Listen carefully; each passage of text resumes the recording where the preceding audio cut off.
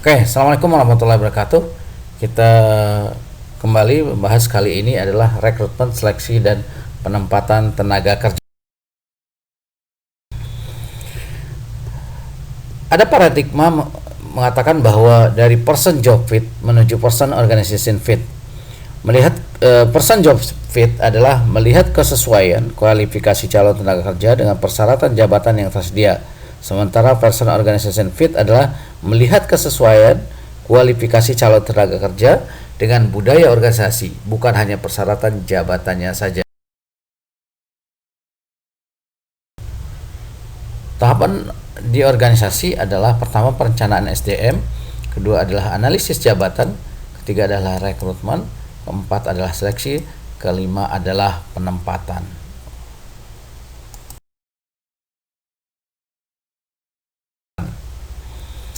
Perencanaan sumber daya manusia atau Human Resources Planning adalah proses menentukan kebutuhan sumber daya manusia yang berintegrasi dengan rencana pengembangan organisasi. Tahapan perencanaan sumber daya manusia adalah mengidentifikasi masalah atau isu bisnis utama. Melakukan perencanaan SDM adalah memperkirakan kebutuhan SDM dan SDM yang tersedia, kemudian mengevaluasi perencanaan SDM. Analisis jabatan adalah informasi tentang pekerjaan, kegiatan yang dibutuhkan, persyaratan yang dibutuhkan, dan hubungannya dengan jabatan lain. Apa manfaatnya? Adalah sebagai dasar rekrutmen, seleksi, penempatan, evaluasi jabatan, pelatihan dan pengembangan SDM, penilaian karya, promosi dan mutasi, perencanaan karir, desain organisasi.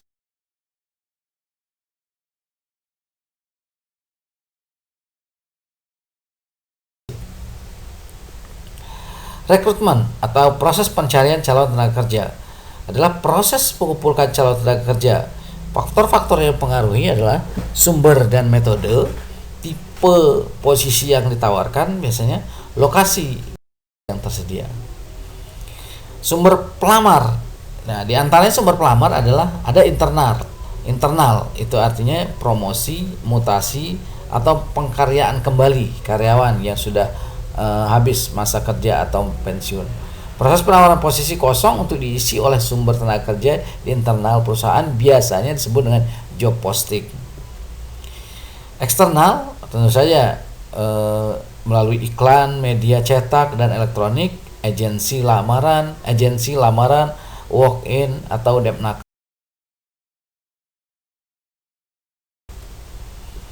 Kemudian seleksi adalah proses mengevaluasi kecocokan kualifikasi calon tenaga kerja dengan persyaratan jabatan dan budaya organisasi. Tahapan adalah pertama mengkaji surat lamaran, kedua wawancara awal, ketiga adalah tes kerja, keempat adalah tes psikologi atau psikotes, kelima adalah wawancara akhir, keenam adalah pemeriksaan kesehatan, kemudian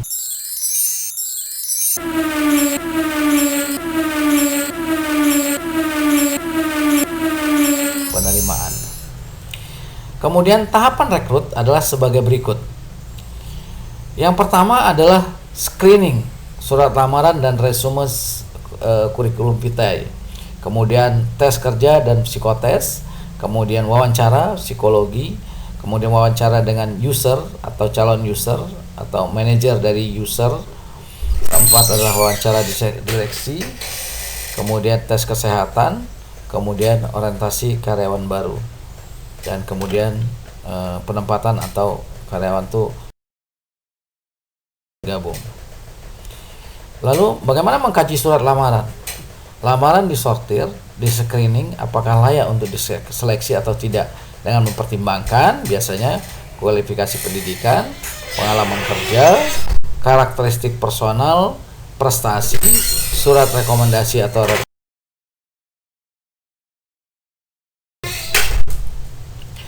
wawancara atau seleksi adalah salah satu metode seleksi yang dirancang. Jenis-jenis interview berdasarkan struktur ada terstruktur, artinya sumber dari job desk, semua pelamar mendapat pertanyaan yang sepadan, ada standar penilaian untuk masing-masing jawaban. Nah, kemudian kalau agak terstruktur, itu dua dari ciri terstruktur yang di atas dipenuhi. Kemudian kalau tidak terstruktur, artinya tidak satupun ciri-ciri di atas terpenuhi. Penelitian Hapkap dan Altus 1994 membuktikan bahwa wawancara terstruktur lebih reliable.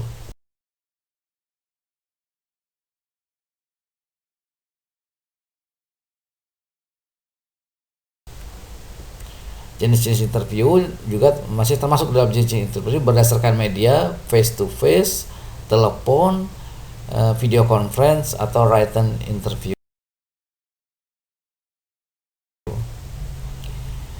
Kalau berdasarkan gaya atau style, itu one on one, satu interviewer berhadapan dengan satu interviewee atau satu calon tenaga kerja.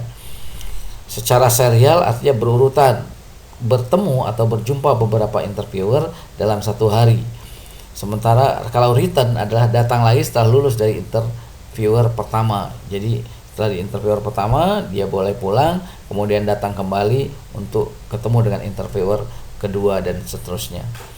Kalau panel artinya beberapa interviewer melakukan interview secara bersamaan kepada satu interviewee. Sedangkan grup interview adalah beberapa interviewee atau calon tenaga kerja berkumpul bersama dalam satu sesi interview.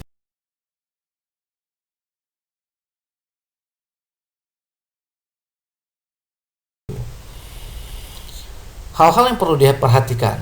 Pertama adalah konfirmasi ulang dan elaborasi hal-hal yang ada dalam surat lamaran. Kedua, kadang-kadang diperlukan surat referensi atau minta keterangan dari employer sebelumnya, terutama untuk masalah pelanggaran.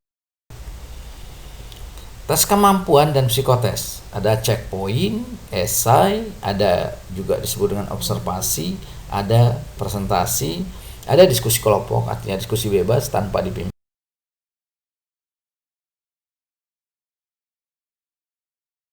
Assessment Center. Nah, bagaimana memprediksi kinerja via tes? Ada yang disebut dengan ability test.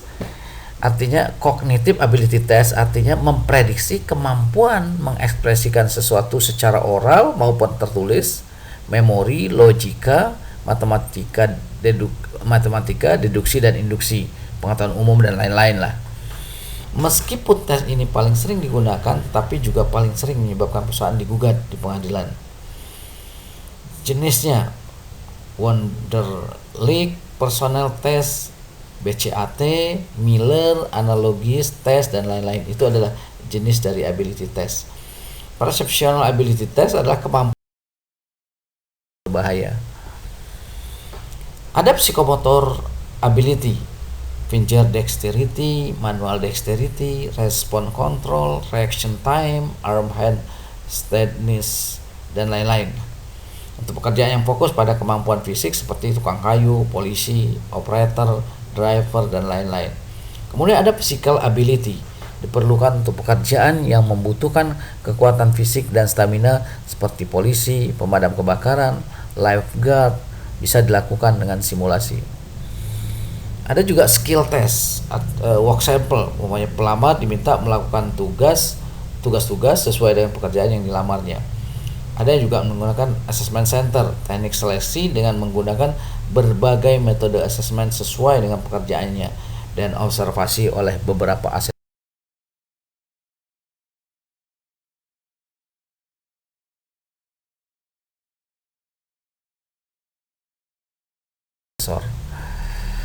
Assessment center contohnya adalah the in basket teknik, mempunyai sejumlah tugas diletakkan di dalam rak, diamati bagaimana calon mengambil keputusan mulai dari yang mana dulu yang harus didahulukan, sehingga bisa melihat bagaimana tipikal dia dalam membuat skala prioritas dan lain-lain. Work samples, leaders group discussion adalah penilaian dari sisi cooperativeness, leadership dan analytical thinking atau analytical skill lah ya. Business game menggunakan Tinker Toy atau alat-alat yang dibuat sesuai dengan kebutuhan. Riset membuktikan assessment center telah sukses memprediksi perilaku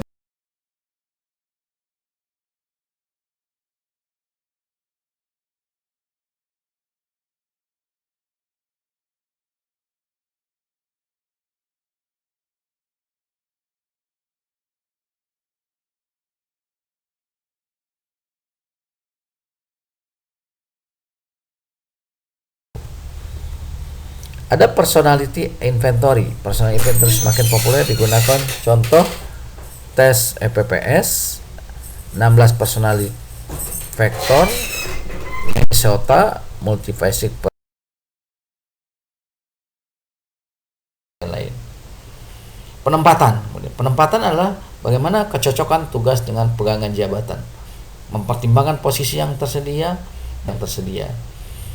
Nah, ini ada beberapa data. Biasanya user memberikan kriteria atau apa yang diinginkan user. Umpamanya user butuh kemampuan interpersonal, teamwork, dan sebelah ini adalah bobotnya. Dia butuh teamwork 12%, motivasi kerja 10%, bertanggung jawab 8%. Kira-kira itu gambaran biasanya yang diberikan oleh user kepada tim yang akan merekrut.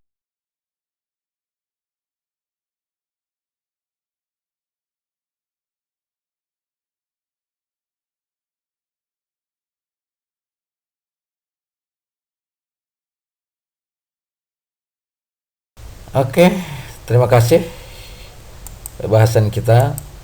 Ya, semoga rendah hati tapi jangan minder, percaya diri tapi jangan sombong.